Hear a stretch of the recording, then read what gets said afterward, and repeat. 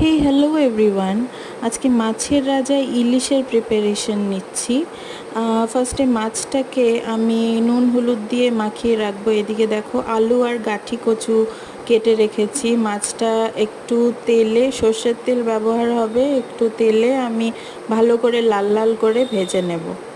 মাছগুলো এখন যেহেতু রেইনি সিজন চলছে, খুব ফ্রেশ ওয়াটার মাছ আসছে। এখানে মশলার মধ্যে আমি লঙ্কার গুঁড়ো আর জিরে গুঁড়ো নিয়েছি।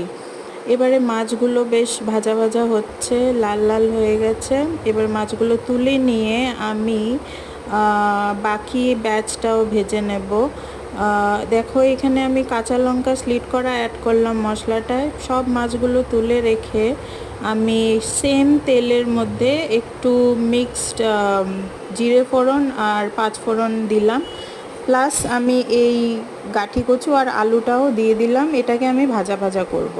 ভাজা ভাজা হয়ে আসলে, লাল লাল হয়ে আসলে নুন হলুদ দিয়ে আবার একটু ভাজবো।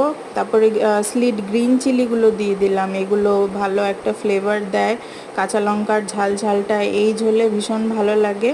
তারপর আমি বাকি মশলা যেটা গুঁড়ো লঙ্কা আর জিরেটা দিয়ে এটা ভালো করে মিক্স করব। মিক্স হয়ে গেলে আমি একটু জল দিয়ে দিলাম।